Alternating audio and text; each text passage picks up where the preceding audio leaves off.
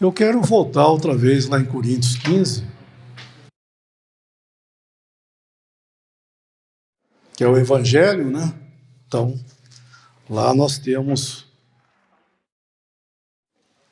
o Evangelho também.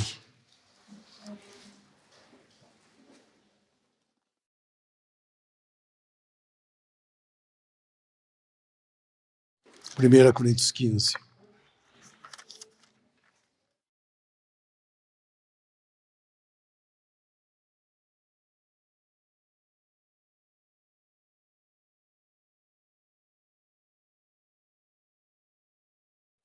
Versículos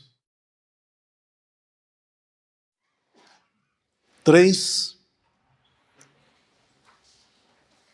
e 4. Porque, primeiramente, vos entreguei o que também recebi, que Cristo morreu por nossos pecados, segundo as Escrituras, e que foi sepultado e que ressuscitou ao terceiro dia, segundo as Escrituras.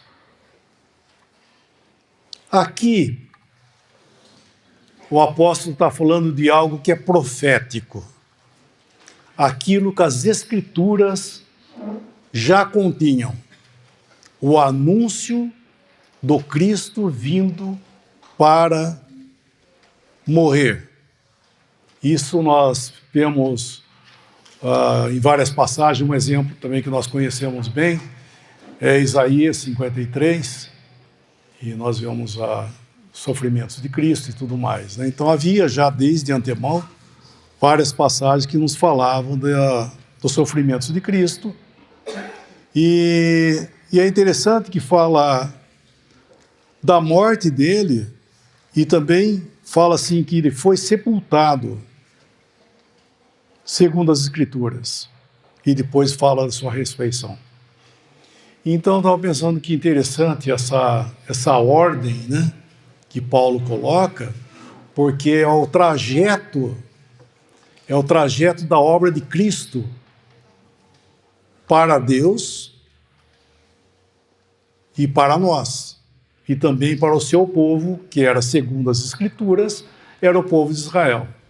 O Senhor veio para o que era seu, os seus não o receberiam, mas ele veio para o que era seu.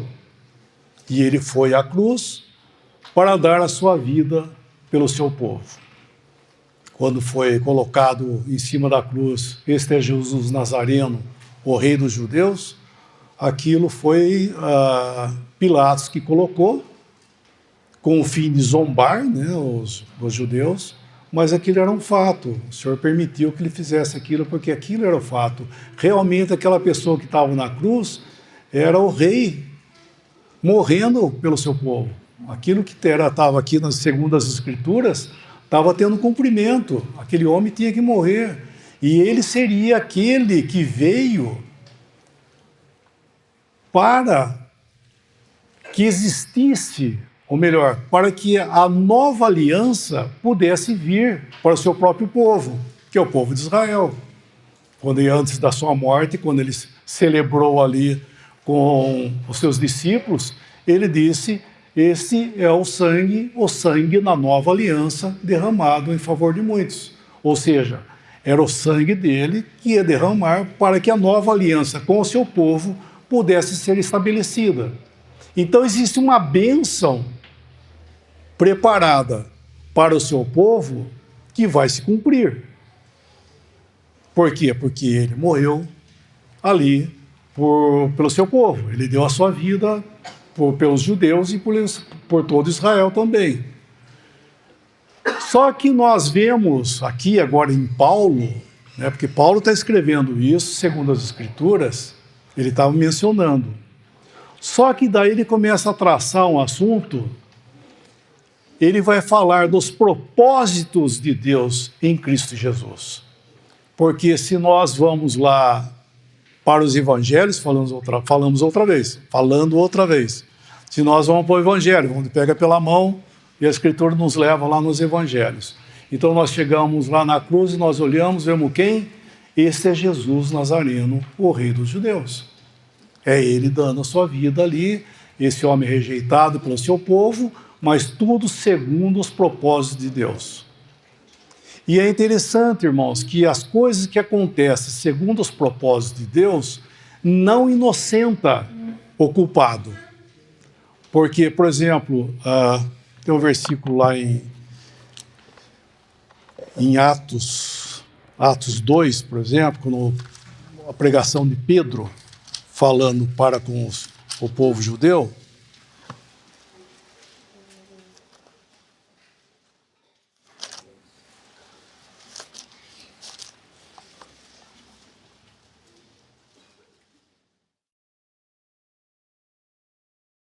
versículo 23 e 24. A este que vos foi entregue pelo determinado conselho e presciência de Deus, tomando-o vós, o crucificastes e matastes pelas mãos de Inico, o qual Deus ressuscitou, soltando as ânsias da morte, e ele continua. Então ele está falando aqui que ele foi entregue pelo determinado conselho e presciência de Deus. Então, se Deus estava cumprindo isso, então tudo bem, tinha que cumprir assim.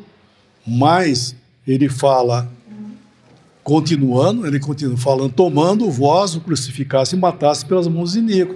E daí começa a falar da culpa deles terem feito isso com ele. Então, os desígnios de Deus não isenta a culpa. A ignorância, tampouco, ela isenta a culpa. Paulo, quando ele fala dele perseguindo a igreja de Deus, ele fala que ele fez aquilo na ignorância. Mas só que ele acrescenta uma palavra. Eu fiz isso na ignorância, na incredulidade. Ou seja, ele era culpado daquilo que ele estava fazendo. Não é porque ele era ignorante que ele ficava desculpado, né? Não é desculpado.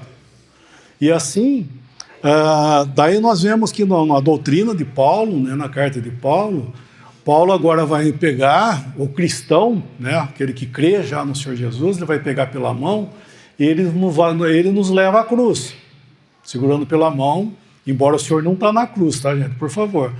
Nos leva à cruz. E quem que nós vamos ver lá na cruz? Nós vamos ver que é aquela pessoa dando uma vida, dando a sua vida ali para salvar um povo. Quem? Israel? Não, Israel é lá nos evangelhos que nós encontramos. Nas cartas de Paulo, é Cristo amou a igreja e a si mesmo se entregou por ela. Essa é a maravilha que estava oculta lá na cruz. Ninguém via isso. É na doutrina de Paulo que nós vamos encontrar Cristo dando a sua vida, o Senhor cabeça, né? Aquele que amou a sua igreja e se entregou a si mesmo por ela. Então, aqui na nossa carta de Coríntios, nós estamos encontrando esses desígnios da Escritura traçado pelos os passos do Cristo, né, do Senhor Jesus. Então, nós estamos vendo o quê? Que tinha que acontecer esse trajeto, porque é por aí que existe salvação para todos. Não é só para Israel, é para todos. Agora, Paulo está falando que agora a salvação é para todos. E o Senhor fez algo aqui também. Deixa eu abrir na minha Bíblia aqui que é mais fácil. Lá em Coríntios 15, né, que nós estamos.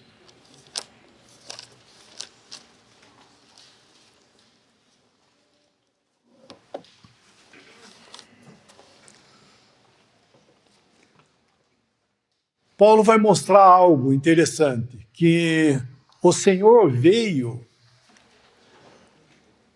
já tem falado isso, os irmãos já têm falado isso, ele não veio aqui para remendar, o Senhor não veio aqui para consertar, veio para consertar o que Adão fez, o que os homens caídos fizeram. Ele veio colocar fim. Ele veio colocar fim a tudo aquilo que era de Adão. E não somente isso, ele veio colocar fim a tudo aquilo que era dessa criação. Então ele começa a mostrar essa ausência, né? Está retirando o homem e colocando o homem agora no seu devido lugar. Lá no versículo, vamos lá, no 45, 15 e 45. Eu vou me adiantar porque o nosso tempo é meio curto, tá? 45. Assim está também escrito: o primeiro homem, Adão, foi feito em alma vivente. O último Adão, em espírito vivificante. O Senhor veio para tomar o lugar desse Adão aí, ó. O primeiro homem, quem que é? É Adão. Isso é indiscutível. Adão, o primeiro homem. E o Senhor Jesus veio, agora tomou o lugar dele. Isso aqui, quando o Senhor veio aqui, esse mundo. Ele veio fazer o quê? O último Adão. E, logicamente, a gente pergunta, por que o último Adão? Porque não tem outro, é o último. A resposta é essa, por que o último Adão? Porque é o último. E realmente é o último. Mas está todo mundo aí, até hoje aí, o Adão está andando para a rua aí. Sim, aos nossos olhos, sim. Mas aqui, pelas Escrituras, Deus colocou em Cristo o fim da triste história de Adão. O Senhor tomou esse lugar lá na cruz. Ele foi e levou, ele tomou o lugar desse Adão, porque ele é chamado de último Adão. Isso foi em vida. Enquanto ele estava aqui, ele foi à cruz, ele foi tratar justamente com isso. Tratar dessa culpa que começou lá em Adão. E é interessante uma coisa, que muitas vezes a pessoa fala assim, então, mas você está falando de Adão, mas quanto tempo faz isso aí? 6.000 anos. Mas o que eu tenho que ver com isso? Adão fez isso lá 6.000 anos atrás, é minha culpa agora? É interessante, vamos ler o versículo, quer ver que Paulo fala nisso aí? Romanos, né?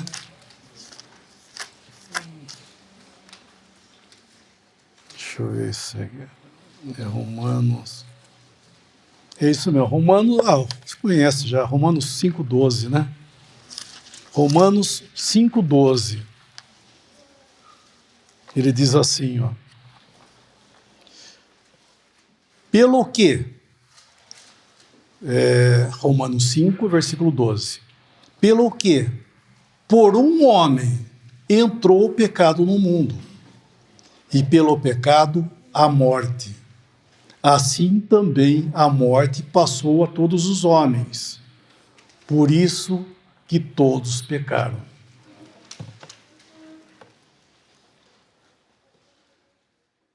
A natureza caída de Adão, nós herdamos ela. Nós fazemos parte de uma coisa caída, que foi lá em Adão. Ele caiu e tudo caiu. Nós vamos falar um pouquinho disso aí. Só que não foi somente a natureza caída que nós herdamos e está tudo bem. Não, por quê? Porque todos pecaram aqui, nós estamos pecando. Nós não estamos assim, o Adão caiu lá atrás, mas eu sou tão bonzinho, eu não faço nada, eu sou uma beleza. Não, nós estamos deitando e rolando na herança que Adão deixou. O ser humano, digo o homem, né? Está deitando e rolando naquilo que Adão deixou. A herança que Adão deixou, estão aí esbanjando, estão gastando tudo que dá para gastar. Aproveita enquanto você está vivo. Então, o que é isso? Isso é a culpa. É por isso que todos pecaram, por causa que todos estão utilizando muito bem dessa natureza. E isso, aos olhos de Deus, não tinha conserto. E você vê que a gente vê como é interessante, porque ele fala aqui que, nesse versículo que acabamos de ler, que foi por Adão, nesse um homem aí, foi Adão, que entrou o pecado no mundo. E é interessante porque fala que entrou o pecado. Porque o pecado, ele já existia. O primeiro pecador foi Satanás. Ele foi o primeiro pecador. Isso eu não sei quanto tempo atrás, nós não sabemos quanto tempo atrás. Que houve uma rebelião, né, por orgulho, inclusive, começou o assunto assim, né?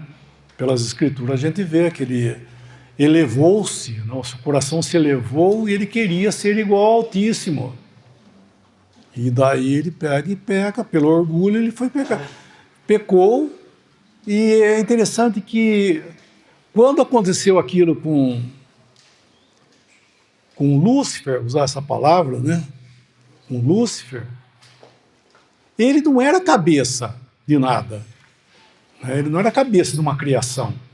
Porque os anjos não têm cabeça, criação. Quem é cabeça da criação dos anjos é o próprio Senhor. Por quê? Porque os anjos foram criados um por um. O Senhor criou, ele não criou o anjo e a anja e deram um monte de anjinho, né? Não é isso. Foram todos os anjos criados um por um, e então todos eles são indivíduos e são responsáveis também. Então, quando Lúcifer caiu, ele levou uma gama atrás dele, né, de anjos que foram atrás. E quando Deus fez o homem, ele sim daí fez. Fez toda a criação e fez o homem. E ele viu que o homem estava só. E ele fez nessa criação macho e fêmea.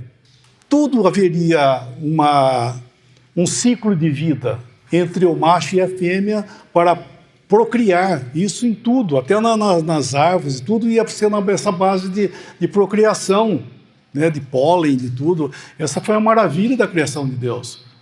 Só que ele olhou para o homem, que o homem não foi criado no meio dos animais, tá? O homem é algo distinto. Os animais ele criou, ele fez, né? Como diz, ele fez.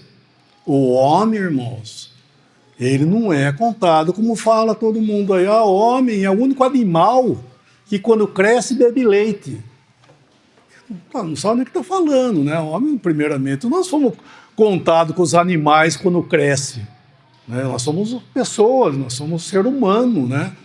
Então, esse foi aquele que Deus tomou do pó. Ele conta como ele fez. Como ele fez o homem, ele conta, ele formou, né? A melhor palavra correta é formou, que é o Yazar, né?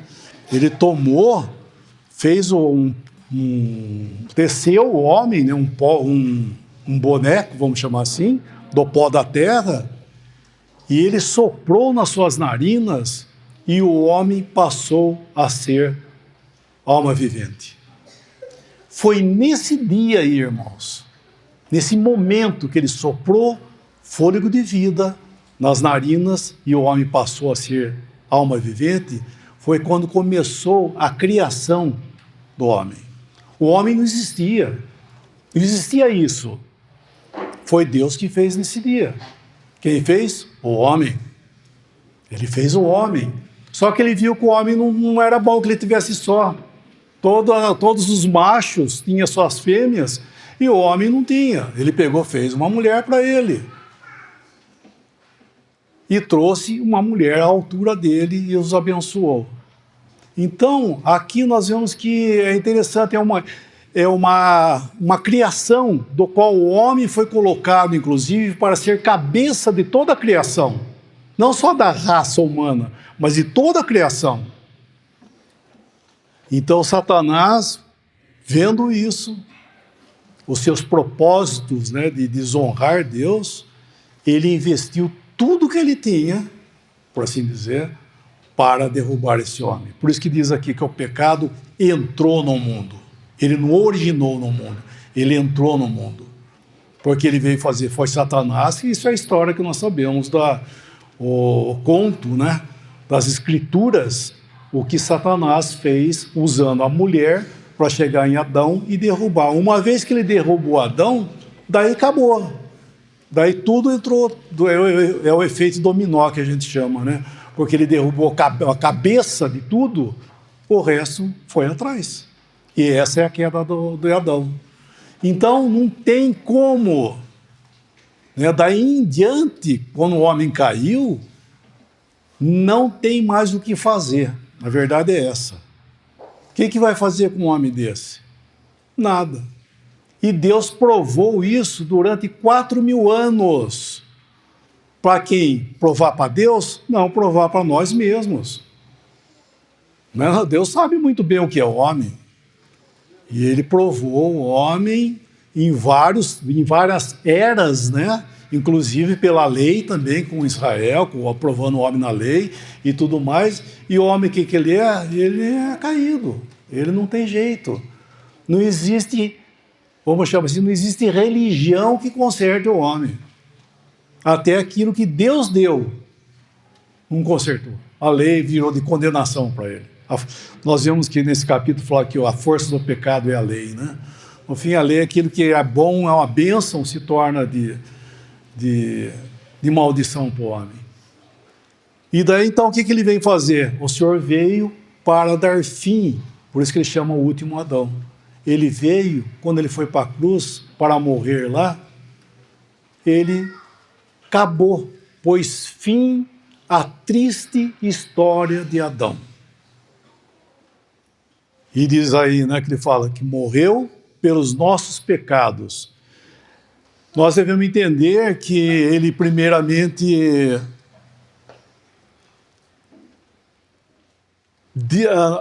na cruz, o tratamento dos pecados foi em vida, né? Porque eu estou dizendo porque é o nosso versículo aí, voltando lá em Coríntios 15,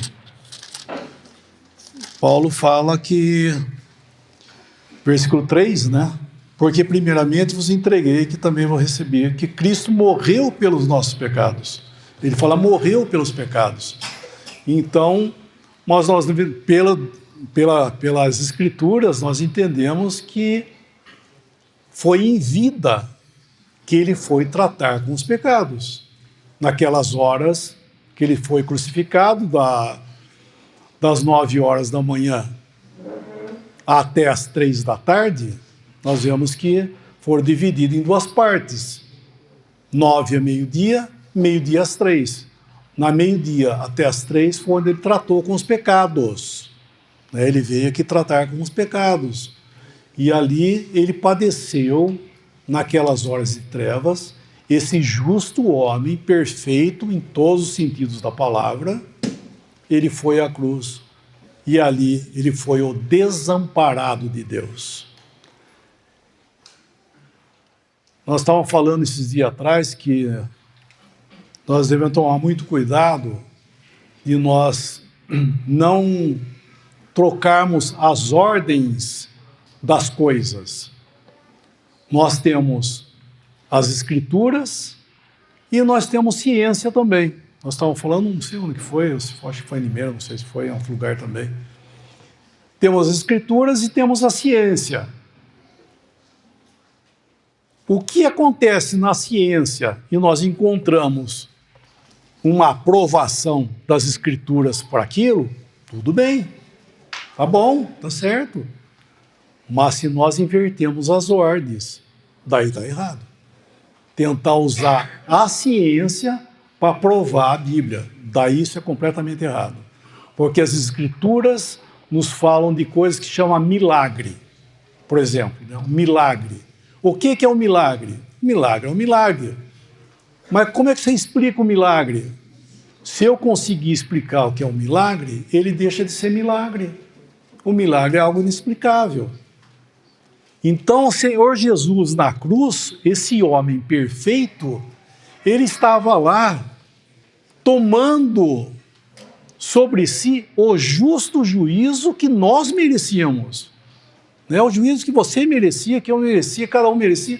Ele estava tomando para ele o justo juízo de Deus que era contra nós. E como é que podia fazer isso? Eu não sei. É que tá, nós não sabemos. Nós sabemos o quê? Como? Nós não sabemos.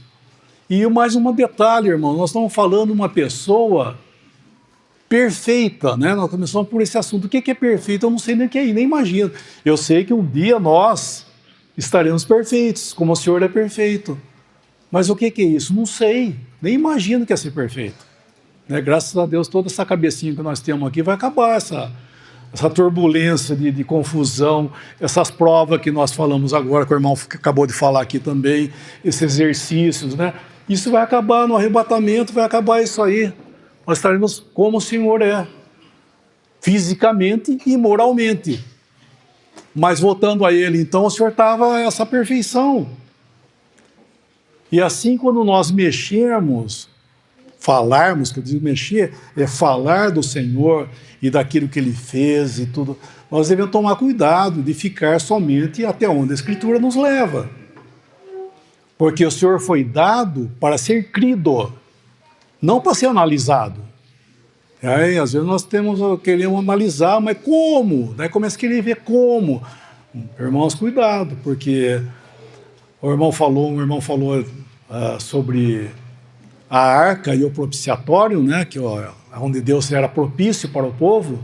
Então aquela arca, onde que o propiciatório cabia certinho em cima dela, que era um tampo da arca, aquela arca era uma figura do Senhor. Porque ele era o quê? A figura da presença de Jeová no meio do seu povo. E aquela arca foi feita de madeira e revestida de ouro. O que é isso? A madeira nos fala da humanidade e o ouro nos fala da divindade. Então o Senhor era um homem e era Deus ao mesmo tempo, porque ele era Deus, era uma pessoa da divindade.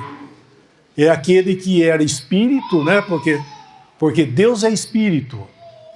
Só que ele saiu dessa posição e se fez homem também, não deixando aquilo que ele é, porque ele é o que ele é. Só que essa arca, ela foi dada a eles para ser a presença de Jeová no meio do povo de Israel.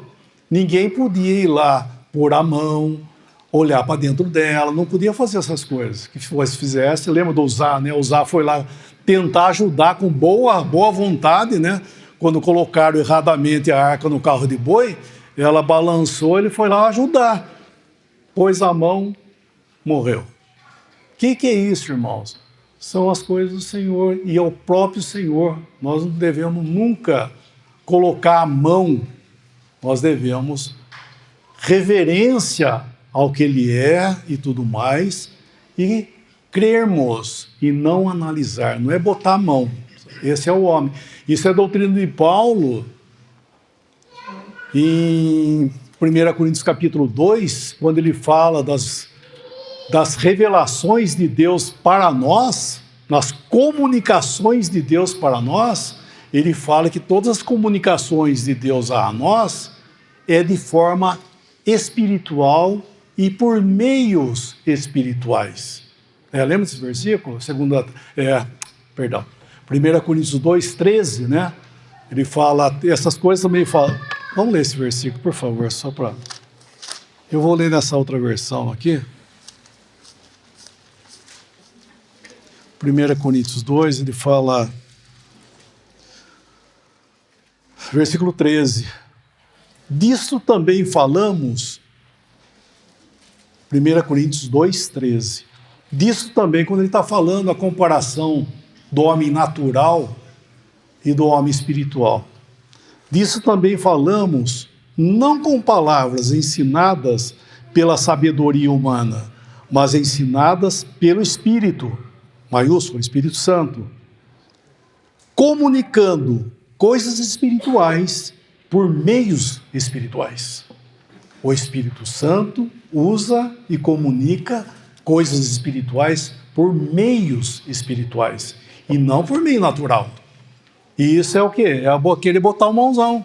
É o homem querer botar a mão nas coisas de Deus, botar a mão na arca, enfim, for querer mexer. Então, nós temos o quê? Nós temos o Senhor dado. O Senhor foi dado, e aqui está falando que Ele foi à cruz para morrer. Mas só que nós vemos que Ele tratou com os pecados enquanto Ele estava vivo. Eu estou dizendo a ciência porque aquele dia, na hora que deu meio-dia, fala que fez trevas sobre toda a terra. Sabe por que eu estou falando isso? Porque alguém falou assim, sabe que é verdade isso? Isso é verdade, sabe por quê? Existe um estudo lá na NASA que fala que aquele dia lá realmente existiu uma... Como é que chama? Uma eclipse forte. É isso que está escrito, irmão? Não. Nesse dia foi o dia que Deus virou as costas para esse mundo. Deus virou as costas para esse mundo, por isso que fez trevas sobre toda a terra. Ele lançou justo o juízo dele nesse mundo. Só que existia uma bendita pessoa ali que estava sendo aquele que estava tomando para si todo o juízo de Deus. Olha que maravilha isso. Ele tomou sobre si ali toda a questão do pecado, tudo. Ele estava tratando com isso, irmãos. E esse justo juízo de Deus, toda a carga que ele tinha, ele lançou. E como diz, até a última gota o Senhor tomou do cálice do juízo de Deus. Ele bebeu o cálice do juízo de Deus até a última gota. E quando isso aconteceu, daí volta outra vez, às 3 horas, a ficar tudo normal. Porque passou a eclipse? Não. Deus tratou com os pecados. Foi isso que aconteceu. E o Senhor foi para a sepultura, não vai dar tempo de ele falar, o Senhor foi para a sepultura, sepultado. E quando fala que Cristo morreu por nós, irmãos, é porque acabou. Ele não somente em vida fez tudo aquilo, mas quando ele morreu, quando ele viu que estava tudo consumado, né, ele entrega a Deus, se entrega a Deus. Pai, nas tuas mãos eu entrego o meu espírito. E havendo dito isso, expirou e morreu. E na sua morte, né, ele levou tudo embora. Ele não foi tratar com o pecado, como diz as heresias aí. Ele morreu e foi tratar com o pecado, foi lá, não sei... Não, ele estava no lugar dos justos.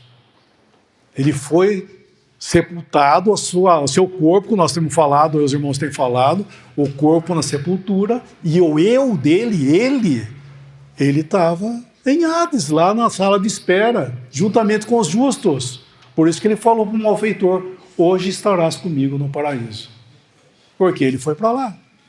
É isso a pregação, inclusive a pregação de Pedro, no capítulo 2, ele fala muito claro isso. Não deixarás a minha alma no Hades, e nem permitirás que o teu santo veja a corrupção. Falando disso, estava falando da ressurreição de Cristo, que a sua alma não foi deixada no Hades, nem o seu corpo viu corrupção. Então, ele ficou nesse lugar, não para tratar com o pecado, isso ele tratou em vida, mas quando fala que ele morreu, porque ele levou embora. Lembra daquela oferta dos 2 bodes que era trazido para o sacerdote? Haviam vários, né, vários sacrifícios, ofertas pelo pecado que havia em Israel, e uma delas eles traziam 2 bodes. E o sacerdote lançava a sorte, e um era escolhido para morrer e fazer o trabalho sacerdotal ali, e o outro, ele punha a mão na cabeça e confessava os pecados do povo, né, no caso de Israel, confessava os pecados, e daí um voluntário, um emissário, pegava aquele bode e levava ele para o deserto, para qualquer lugar mais longe possível, e largava o bode lá e voltava embora, e o bode sumia. Isso é Cristo morrendo. Ele fez a obra, ele morreu, né? Morreu pelos pecados, tratou com tudo, né? A obra de expiação, de tudo mais, e depois esse bode vivo representa o quê? O Senhor indo à morte para levar embora, para nunca mais nós pensarmos, né, em questão judicial sobre os nossos pecados. Tudo ele fez. Como diz lá Miqueias, ele lançou os nossos pecados nas profundezas do mar. Então isso é um gozo, né, de saber que Cristo, ele morreu uma única vez pelos pecados. E isso foi feito. E agora o que ele está fazendo? Ele está pegando o cristão e ele está trazendo ele para essa bênção desse terreno de conhecimento que Paulo está trazendo aos cristãos, inclusive nesse capítulo, exortando eles ao que eles estavam fazendo com aquilo que o Senhor fez, né? Aquilo que eles estavam falando, essa heresia, dessa maravilha, porque Cristo ele não ficou na morte, ele ressuscitou. Cristo ressuscitou, ele não ficou na morte, ele ressuscitou por quê? Porque agora ele volta lá outra vez, vai. 1 Coríntios 15, rapidinho aqui que já está terminando o tempo.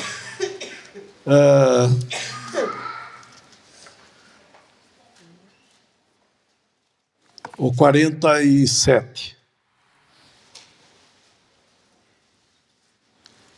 O primeiro homem da terra é terreno, o segundo homem, o Senhor, é do céu.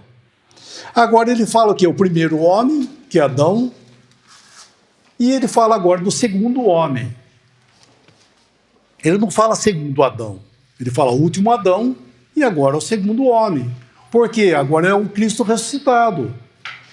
Ele pôs fim a tudo aquilo que é de Adão e agora ele ressuscitou. E quando ele ressuscita, irmãos, o Senhor estava tomando uma posição de uma nova criação. Quando Cristo saiu daquela sepultura, ele estava sendo feito e era cabeça da nova criação. Toda aquela velha criação que pertencia a Adão e tudo mais, aquilo ficou para trás. E agora existe Cristo ressuscitado, cabeça da nova criação. Por isso que lá em João, vamos lá dar um versículo só em João, Evangelho de João 20. Evangelho de João 20.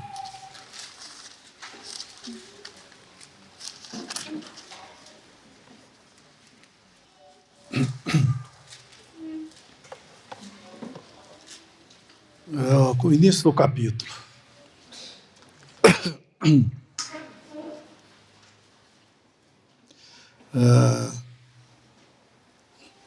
Vamos para o meio do capítulo, o versículo 19.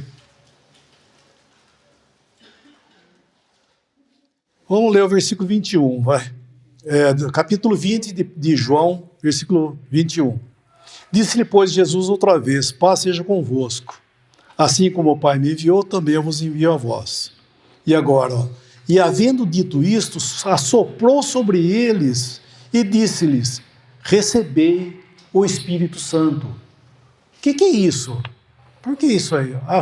Atos 2? Não, lá é outra coisa. Aqui era ele saindo da sepultura, o primeiro dia que ele saiu, que era o domingo, no final da tarde, ele já apareceu aos seus discípulos e ele estava agora inaugurando a nova criação. A nova criação, o fôlego de vida é o Espírito Santo. A velha criação era o sangue. A vida da alma estava no sangue. Aquele dia que ele pegou Adão e soprou nas narinas o fôlego de vida, o homem passou a ser alma vivente. É isso que nós temos aí até hoje, que estamos sofrendo as consequências da queda. Agora, ele saindo da sepultura, um homem ressuscitado dentre os mortos, né, que é o assunto de Paulo, ali, a ressurreição dentre os mortos, que não era apenas um homem sendo ressuscitado, mas uma ressurreição dentre os mortos, uma ressurreição do homem para entrar em glória. Só que ele, sendo esse primeiro homem, e sendo ele também o Senhor, que ele mesmo que pegou Adão lá e soprou nas suas narinas o fôlego de vida, para que ele passasse a ser cabeça dessa criação, agora ele mesmo sendo o Senhor, ele soprou o fôlego de vida da nova criação, que é o Espírito Santo. Só que ele não soprou sobre todo o mundo, soprou sobre eles, os seus discípulos, porque seria essa nova ordem somente de salvos que pertence à nova criação.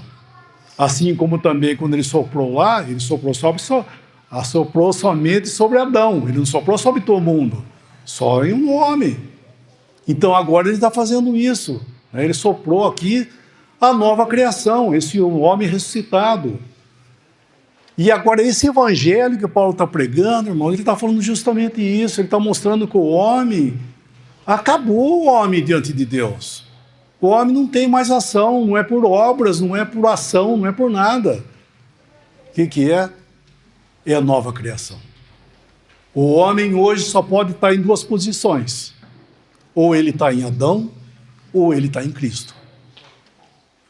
2 Coríntios 5,17 diz assim: se alguém está em Cristo, é a nova criação. Fazemos parte, irmãos, nós, se você crê no Senhor Jesus, você faz parte da nova criação. Uma nova criação que está para ser manifestada. Agora, se você não está em Cristo, você está em Adão, e você faz parte do quê? Da velha criação que está condenada, julgada e condenada, não tem como sair, né? Porque é diferente, hoje o evangelho que é pregado, né? A palavra fala em João que aquele que não crê, ele está julgado. Tem umas versões que falam que quem não crê já está condenado, né? Não é isso, está errado. Quem não crê, ele está julgado. Ele não está condenado, porque não chegou à condenação, ele pode sair desse estado aí. Agora, aqui é a condenação. Deus condenou já em Cristo essa velha criação, Adão e tudo mais.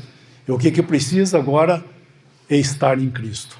Então é pelo Evangelho, essa maravilha, que Cristo morreu pelos nossos pecados, foi sepultado e ressuscitou, tornando-se cabeça dessa nova criação, e esse homem está em glória.